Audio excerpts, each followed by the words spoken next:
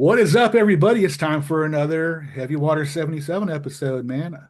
Hope you're all doing well. I hope you enjoyed the two previous ones. Well, all of them, but especially the last two pieces of Eight Grand Illusion because they are like classic, classic Styx. We're still technically in that era, the classic Styx era.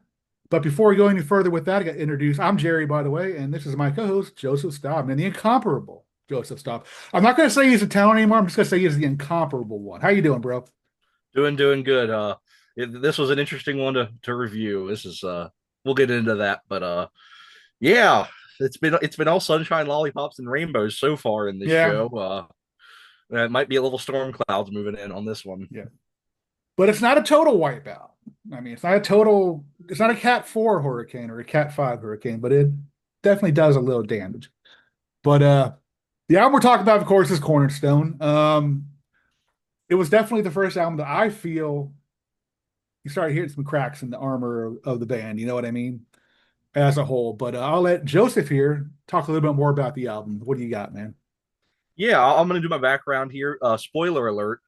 In revisiting this album for this review, it's worse than I remembered it.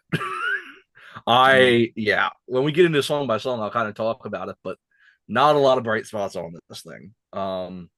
And yeah, I mean, especially at the pace that they were putting out albums between 72 and 79, this is their ninth album in that span. So it's a pretty Yeah. rapid pace to be putting out albums. Um, but this is really a big shift for the band. I mean, pretty much every album they'd done so far had been recorded at the Paragon in Chicago. Barry Mraz had something to do with all those albums. This album wasn't recorded there. It was recorded at Pumpkin Studios in Oak Lawn, Illinois. It was produced by the band, and Barry Mraz, for the first time, had no involvement whatsoever in a Styx album. It still went two times platinum, though. It went double platinum and actually went to number two on the Billboard charts. It produced their only ever number one hit single, and it was a pretty decent selling album. You would think for it being that high on the charts compared to the last couple that it would have sold more, but guess not. Um, It was yeah, actually this, Grammy nominated, correct? it was. Yes, it was their Yeah. first album to be Grammy nominated. It was nominated for Best Rock Performance by a duo or a group.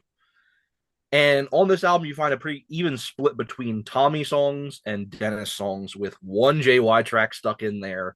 And that really kind of brings us into the story of this album. This is probably the album that we've had the most background on because there is so much drama going on during the recording of this album. If you know this album, you'll know that it is a big shift in sound for the band. And that didn't go unnoticed by certain members of the band. Right. Um, Certain members, namely the two guitarists, were not happy with the direction that Dennis was trying to push them on this album. Uh, the fact that both by Dennis's own want and the record company, they were planning to release both ballads as the first two singles on the album, and that almost caused a mutiny. And so, as we get into the songs, I'll tell a little bit about the story of each of the songs. But as we all know, Babe, the big single off the album, was the first single. They wanted to release another ballad as the second single, and Tommy Shaw and JY basically threw up the stop sign and said, "Nope, not happening." I think they And they said wanted to we're not release going to go into Manilow territory or something like that. You told them to something run the like that. music. Yeah. Yeah. And so they still released a Dennis song as the second single, but not the one that Dennis and the record company wanted. Um, and so to the point, and it created such a tension in the band to the point where Dennis actually got fired for a little bit. People don't realize this. Dennis actually was not part of Styx for a couple weeks. It Yeah. never leaked out to the press. They hired him back on before it actually got out to the press, but he was fired from the band for a little bit over the production of this album. And as we get through song by song, you'll kind of see why, because this is where it really starts. In the last few albums, it was much more of a cohesive unit. You could hear a little bit of it on Pieces of Eight, where it was starting to kind of there's a couple different forces in the band that are kind of starting to pull a little bit. This is the album where they kind of start to really go farther apart. You got Tommy and JY pull in one direction, you got Dennis pull in the other direction, and the poor Panazzo brothers just stuck in the middle saying, "We're just here, Let's just play. you know, Yeah. let's Fucking just A. play." Yeah, And so that will eventually, spoiler alert, be what results in the untimely demise of the band about 5 years after this album is released. But we'll get to that in a couple of episodes. But this is really, like Jerry said, where the cracks in the armor really start to show. And this is pretty much, if anyone wants to point at one thing that kind of started the demise of Styx, it's this album. pretty Um, much. there's another album in a couple of weeks' time that we'll Yeah, talk about that hastened the demise of Styx with one really, really solid beacon of hope in the middle. But right. this album is really what started them down that path to the point that where they're at today, where Dennis is no longer in the band. Yeah. This is pretty much what started all that. Yeah, I mean, some of these songs, it's like I don't know if I can't think of any other album where some of the members didn't even play on some of the songs Mm-hmm. on this album. You know what I mean? So, I And also mean, that the band to this day is so hesitant to play almost anything off this album. you're right. There's practically two songs that they'll play with a little bit of regularity, and then another one that they'll throw in every now and then. Yeah, But you're right about that. Yeah, there is no song on this album that is like a set list staple. right. Absolutely. All right. Let's see. We got a couple reviews here. All Music gave it 4 out of 5. Wreck and Mirror gave it 4 out of 5. And of course, our favorite Rolling Stone album guy gave it a 1.5. Can't Which disagree there. well, you know what, I'm gonna give it a little bit higher than that, but okay, I'm gonna be kind of like I'm gonna I know I can be hypocritical at times and my opinions change, but yeah, we get on Dennis about this album, but I guarantee those guys did not mind cashing in the paychecks from it. That's the only, but in defense of those two, I get it, man. Holy shit, there's some. Here's my spoiler alert. Dennis isn't the only one that I'm going to bash on this album. Okay, but anyway, boys, this is going to be a good one, I think. Uh huh. Let's see here. Let's get started with the opener. And it's a really, well, I won't give you my opinion yet. Lights, written by Tommy and Dennis, believe it or not. I think Tommy wrote Which, the most of it. Dennis did the yeah, keyboard solos and stuff. I think that's how that song was written. But what do you got on this song, bro? yeah, great track. Opening with a bang here. Easily one of the best songs on the album. Tommy sounds great. Really catchy melody. Great chorus. I love the little different keyboard parts. The do do do do Yeah, do do do do. Just really great stuff on this song. I will say though, it's a weird opener. it is. It it you think back to the last few albums and think what the things they opened with. I mean, going back all the way even to some of the Wooden Nickel stuff, but they opened up Crystal Ball with Put Me On. They opened up Grand Illusion with The Grand Illusion. They opened up Pieces of Eight with Great White Hope. Some pretty rocking tracks. This is not. Yeah. This is not. This is a kind of a. This is a almost a what they've been putting as track two on a lot of these albums. Mm, If you really think about it, you look back stuff like Mademoiselle and Fooling Yourself and I'm Okay. This fits more in with those songs than it does with the stuff that's been opening the albums. yeah. Now, if you look, there's not really much on this album that would have been a great opener, if we're being honest. There's one track, but it's the opener of the other side of the album. So I can't really, as much as I can critique this song for being a weird opener, I don't really have many suggestions for what I would have put in this plot in the spot instead of it. Right. I mean, if you But look at these, it's not a good song. yeah. I mean, if you So look at these 9 songs, it's really, it's really not a rocking album. no. By all means, it's more of like a very pop. Notice it's definitely they just aced their prog and just totally went pop rock on this one. I think, in my opinion. With the But exception of one song that we'll get to. yeah, I know which one that is. But yeah, I love this song, dude. I've seen Tommy do this a couple times. I love his voice, and like I always say this every time you put an acoustic guitar in Tommy Shaw's hand, it's fucking magic. And there's more songs coming up that will demonstrate that. Yeah, you mentioned all the cool things about it. Great little do do do do do do do. Really catchy tune, in my opinion. I love the guitar solo. Now I think that's a JY guitar solo. I remember seeing the video. I could be wrong. Probably if Tommy's playing acoustic on Yeah, this, I would assume that JY is yeah, probably doing the solo. yeah. I think that is a JY solo. It's a really cool solo. It's an all around cool tune, in my opinion. I think it's like I said, it's a hard thing to do to try to find a good solid opener for this album, but the song itself is great and I love it. So Then we move to the second song, written by Dennis DeYoung. Why Me? What do you got? Yep. And this was the second single. This was the compromise they landed on when they had the battle over what was going to be the second single. They did land on this. Kind of a weird song to be a single. Doesn't really feel like a single. Um, yeah, I don't really have much to say about this track. It's fine. It's nothing special. It's not.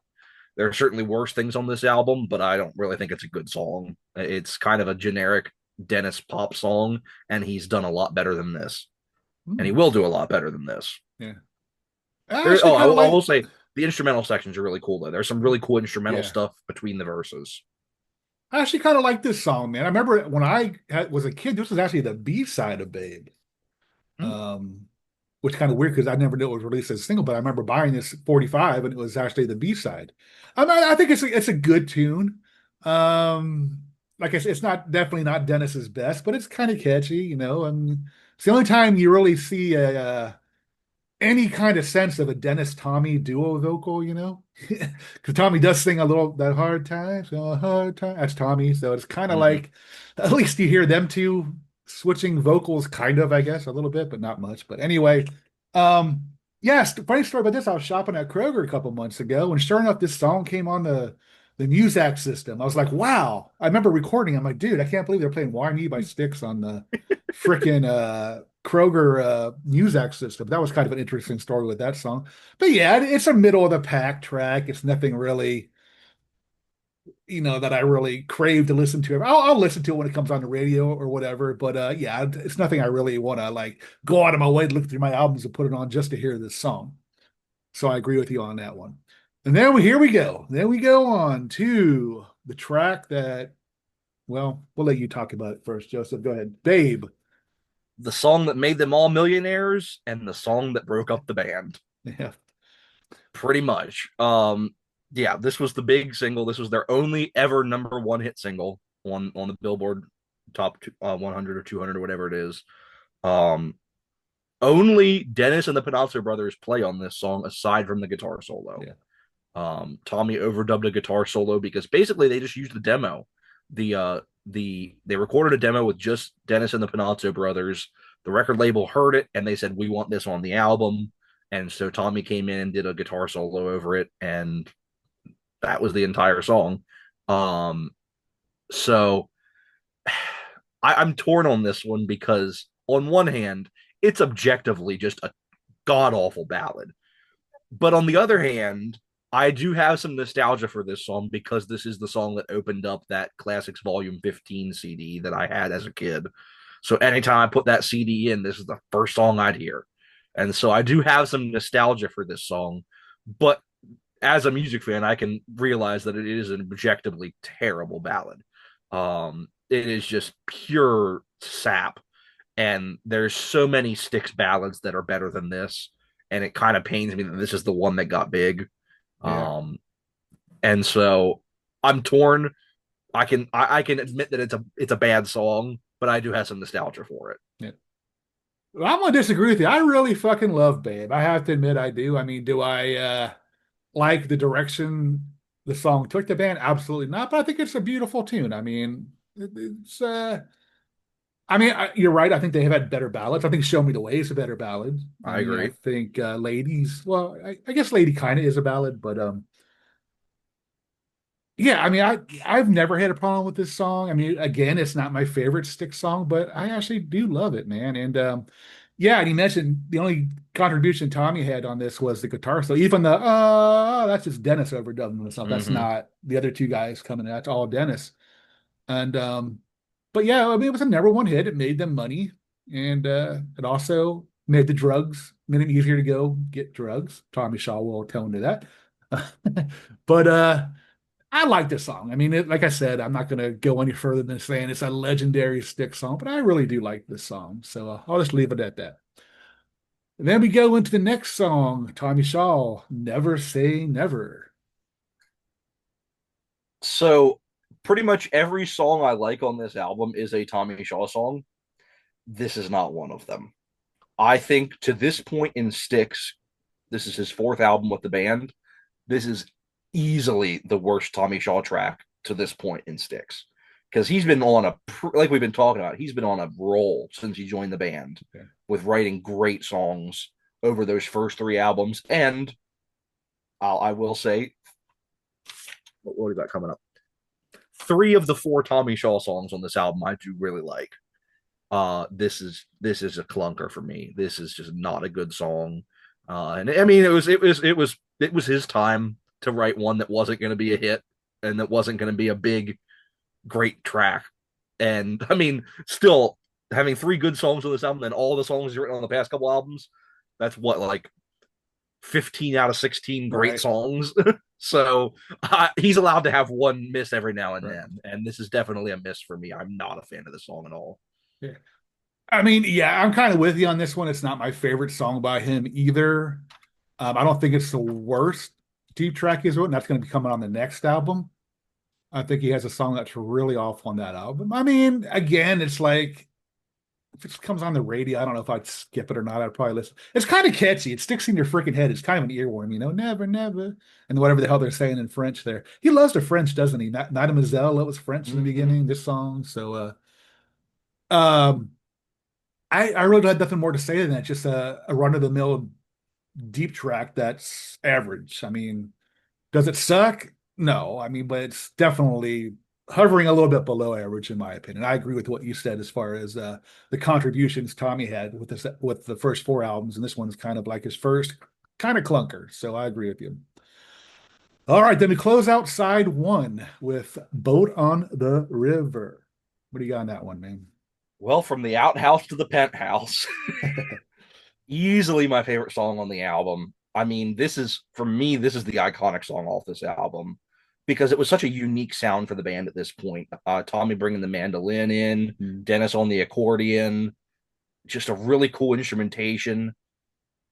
Just I always love when they play this song live. If you watch the Return to Paradise DVD, when they all come out on the stools and Dennis is sitting there with the accordion, Tommy's playing the mandolin, and they're just it's a cool track. It's different for the band, but different in a good way. I mean, I think that this is where you'll kind of see Dennis is really pulling in the pop direction, and Tommy not necessarily pulling 100% in the straight ahead rock direction, but still trying to do something different with the band. But I like his different more than Dennis is Sure. different. Yeah. Um, just really great track for me. Easily my favorite song on the album. It was actually their biggest hit in Europe, which is Right. weird. It wasn't released here, I don't think, as a single, was it? Just only in Europe, or was it released here as a single? It was not, I don't think. Yeah, but in Europe, it was a pretty big hit, I Yeah, think. it, Yeah, it was their biggest hit in yeah. Europe, from Mhm. what I understand. But yeah, it was not released here as a single. And yeah, no, I mean it's easily, like I said, for me, my favorite track on this album. Different in a good way, I would say. Right. Yeah, I actually fucking love this song, dude. I always have. I love the ambience of the song. I love Tommy's vocal. Again, this is the song JY. I don't think had anything to do with this song, actually, if I remember right. He plays the acoustic on it live, Mm-hmm. but I don't think he doesn't do it in this recording.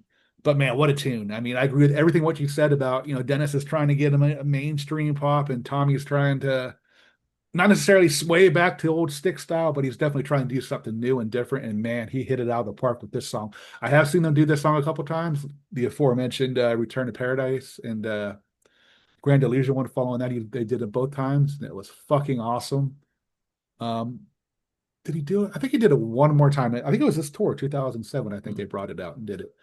But I would love to see them bring this out more often because it is a great freaking song, man. And you mentioned they don't do anything off this album, but this is one they occasionally throw in the Mm-hmm. mix every now and then. They'll do this and they'll do lights Yeah. decently often. I have never seen them do anything off this album. Personally, the six times I've seen Right. Styx, they have never played a song off this album. I thought you said you saw them do something like Borrowed Time in their own Nope. version of it. Was that you Mm-mm. or somebody else that was? Maybe that was No, I, Chrissy I or said there's a version on YouTube that I've oh, seen. okay, got it. Without okay, we'll talk about that Yeah, song we'll next. talk about that All in right. just a second. So let's get to that song. Boat in the River is a great song. I think we both agree that we really do love that Mm-hmm. song. So then we flip the album over and we start out with Borrowed Time, written by Dennis and Tommy, actually, believe it or not. Mm-hmm. So here is where we get to basically my tagline for the whole album. Even the stuff I like, there's something off about it. Like I said about lights. It's a great song, but it's a weird opener. Mhm. Boat on the River. It's a great song, but it's a weird direction for Styx. This song, the stuff I really like about it is great. And then hold on, here comes the 80s. Oh, what it, I don't know if I've ever heard a song be so dated just by one thing that the singer says. Like, what were they thinking between that and the yes, no? It's so bad. And the rest of the song's great. Like the verses are cool. Dennis sounds great. The chorus is really catchy. It's in an odd time signature, so it kind of catches you a little off guard when it comes in. It's a really cool song, but they add these stupid little touches in that just for me is a perfect representation of this album. That even the good stuff, there's something weird about it. Like there, I can't just I can't. There's pretty much nothing on this album that I can just compliment without saying, but it's kind of weird. it, it's Right. it's it's one of those things where like this song is just like a perfect representation of that. And I do definitely prefer them doing it live because they cut a lot of that crap out. Right. And even when they did it live with Dennis, they cut a lot of that crap out. Because you could tell that Tommy and JY wanted nothing to do with the yes, no. Oh my god. But the one I really like is when they did it around 2010, they'd actually open the show with it, and Tommy and JY would trade off the verses, which is really cool. I love Tommy. If Tommy doing the verses on this sounds really good, and then they cut it out right before they do the yes no and go into the Rift Superstars, and they do a little like medley, kind of what they were doing the cycle of medley earlier in Right. the 2000s. It's kind of a mini version of that because they would do like the first two verses in chorus of Borrowed Time, do the Rift to Superstars, do like the middle section of Pieces of Eight, do like part of the Rift to Rock in the Paradise, and then go back into Borrowed Time to close it, doing like one last chorus of Borrowed Time, which is a really great version. It's on YouTube. If anyone hasn't seen it, I highly recommend it. Really cool way to do this song live, in my opinion. It's my favorite version of the song. I do like them. They did it on the Paradise Theater tour, the pro shot that they have for the Paradise Theater tour in Japan. I think it was. It's on there. It was one of the encores, I think. But yeah, no, definitely a song that works better live. And even if it is one of the better things on this album, I still have things that I don't like about it, which is pretty much just to me, like I said, a perfect representation of this album for me. Right. I mean, you're right. This song had potential to be a freaking awesome song. It really did. But there's things that just, I don't know, just like you said, I guess dated's the perfect word, actually. I was trying to think of the right word to when I was reviewing this album again, but that's perfect. Um I mean, yeah, the yes and no part, I was never a big fan of, but the song itself is really cool. Mm-hmm. I love John's drumming on it. I think he plays some Oh yeah, he really does some cool. really cool. There's some great fills in there, Oh and yeah, and the drum sound is really cool. yeah, I love the guitar solo. I think it's one Mm-hmm. of the better solos on this album. Catchy, I mean, living high, just a really catchy tune in my opinion. But those things that you mentioned kind of like takes it down a couple notches. So I agree with you 100%, but it's still a really cool tune. I mean, I'll take the positives of this, excuse me, and then try to ignore the negatives when I hear it. But sometimes it's hard. Like right now, I can't get it out of my fucking head. Going to think about yes and no. But yeah, it's a good tune. I mean, is it classic? Again, is it a classic Styx song? No, but it really is a good tune. So I'll leave it at that. Oh boy, here we go. We go to the next song. No surprise, written just by Dennis. First time. The other song that almost broke up the band. Um, this is the one that I mentioned. They wanted to release this as the second single, and Tommy and JY said, "Over our dead bodies, you will release this as the second single." Will not be happening. No way.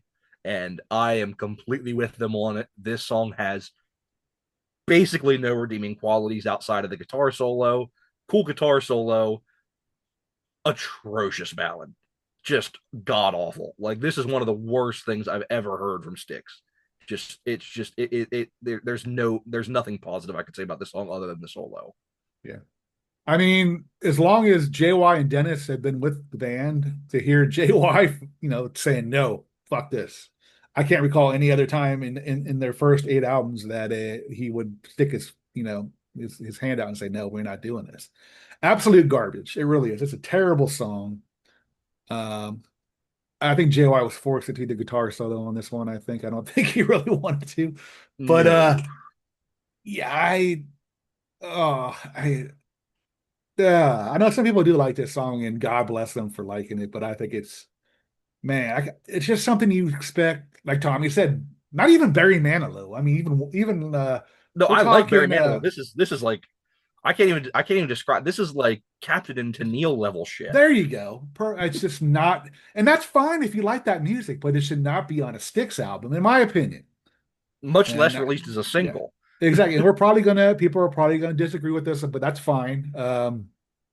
Actually, I don't think a lot of people will disagree with us on this one, I but can't see many people. Okay, here's how I'll compare it. This is like if there are Styx fans that like this song, that's like the Kiss fans that try to defend Sonic Boom. That's the true. level we're at here. Yeah, it If you is. like First Time, you like anything that this band Right. puts out. And I wouldn't be a true fan if I just said I like it when I don't. Yeah. Sorry, it just wouldn't be. It's, in my opinion, with any band or any type of music. If I'm saying, "Oh, I love this song," just because it's done by Styx, no, not the case. Yeah, but this is the first time. That's funny, ironic. This is the first time that I ever thought a Styx song was total fucking garbage, and this song is total garbage. I'm sorry if y'all like that out there. I just, I can't get behind this song, and I never will. It's absolute, as the English say, rubbish or shite or whatever. It's awful, terrible. Bollocks. Yeah, bollocks. There you go. Enough of that crappy song. Let's move on to the next song. The only JY written song, Eddie. What do you got on this one, man? Well, I've given crap to Dennis. I've given crap to Tommy. JY is not immune. I've heard a lot of people that love this song. I am not one of them. This is a song I always thought I liked, and then when I revisited this album for this review, I'm just like, JY can do so much better than this. Like, this just sounds like JY phoning it in.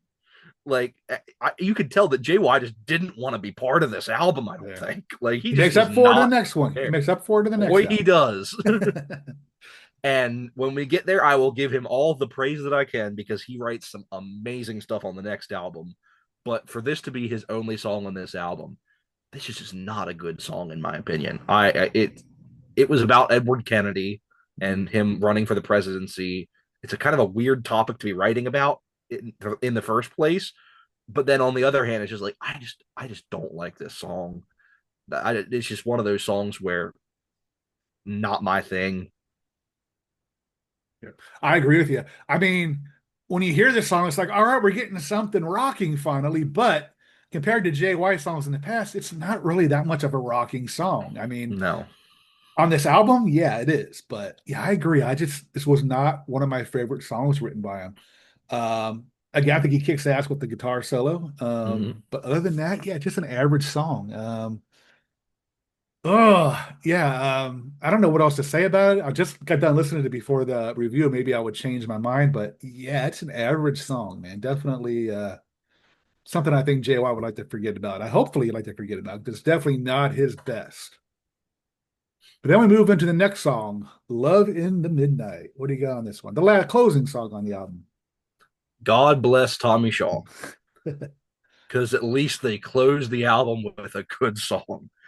Thank the Lord. Because this is, like I said, there's three songs on this album by Tommy Shaw that I think are if there's three songs that I would actually like put in a Styx playlist that I would listen to without any reservations. I have reservations about listening to Borrowed Time. That's the other song that I'm like, okay, at least it's half good. This is the third song that I can listen to without any reservations. Just a great track. This is the song that they still have that kind of progginess, which is weird because Tommy was never one of the ones that wrote proggier Right. songs. Yeah. And this is a very proggy track, very weird track, but weird in a good way. It's different. Like you could tell, like I said, Tommy kind of pulled him in some different directions here. He's like, just anything to get us away from this pop garbage. He was just throwing anything against the wall that wasn't a pop song. Right. And I think that this is a definite success. Really, really great track. Tommy's vocals on this are amazing. Easily one of the best sounding vocals he does on this album, in my opinion. I love the progginess. I love the weirdness. Really great way to close out the album here for me. They closed out both sides of the album well, and they opened up one of the sides of the album well. And then I had some reservations about what they opened up the other side with. Everything in between can go to hell. Right. Yeah, I mean, I love this song. The vocals kind of remind me of how good Crystal Ball was. I think his vocals That are was the just as good. exact that was the Yeah. exact thought I had when I listened to him. Like, this sounds like Tommy on Crystal Ball. And I love it. There's some cool bass stuff in it from Chuck. I love that part. Looking for love, looking for each one of them sings that part. I love it. I think this is a great song. So I think it's the longest song on the album, if I'm Mm-hmm. looking here. Hold on. Yeah, it's over 5 minutes, but it's a great way to close an album. It's a great Tommy Shaw song. This might, I don't, between this and Lights, might, I don't know. Definitely the Tommy songs, I'd have to think about which is my favorite song on, but this is definitely in the running as one of the better songs on the album. Absolute great fucking song. So that's our review of Cornerstone. Yeah, it's no, definitely a mixed bag in my opinion. But before we go any further, I am going to dissect this for you all out there because it's one of the most annoying. Not only is the album subpar, but it's a very annoying album. You got to open it like this. You got I said to Jerry before we went on the air, I will not be taking this album out of the plastic because I might never get it back in. right. Do I think it's as bad as Styx 2? No, but this is definitely one of their weird. They've always tried to do some weird stuff on their albums. Like their next album, they do the. We'll talk about that, but they do something weird on the next album too. But yeah, this is so freaking weird. I'm trying to. I'm sure there's been albums like this in the past, but offhand I can't think of any. Or maybe not because it was a terrible idea. But we shall see. I don't know. Maybe. Emerson, Lake, and Palmer brain salad surgery. Oh, did they? Okay. Yeah, it folds open because I'm sure you've probably seen the cover where it's like the skull, the skeleton skull on the front. Oh, okay. It opens up in the middle and it has a different picture behind it. Then you slide the album out from the inside. Kind of similar, except it's on the front. The front folds open instead of the back. But it's still not that bad because at least the center part of that album is still solid. It's not like a little flap that folds down or anything like that. Right. But it's a very similar thing where the front folds open like that. Yeah, Um, yeah, I don't get the mythologically part. Like a long time ago, it looks like it happened. Then you got some guy holding a flashlight. I mhm. think It's flashlights were like around. it's like futuristic yet ancient. It's weird. Right, okay, because there's the album, the inside album part right there. Hmm. He's shining the light on. I don't understand it. I'm sure there's a reason behind all this. I never was boss with. I never delved deep into the reasons for this album cover, the story behind it. Maybe somebody out there if they know can leave a comment. I appreciate that. But I just want to say thank you all for, again, like going on YouTube, liking our show, subscribing, leaving their comments, this and that. Keep them coming, man, because we enjoy doing this. We got a lot more coming up, even though the main band discography might be coming to an end soon, but we got a lot of stuff, solo stuff, all kinds of spin off. We're not spin offs, but Yeah. what's the word I'm Uh, looking for? Damn Yankees, side side projects. projects. There you go. Thank you. Here, But here, here's the fun thing.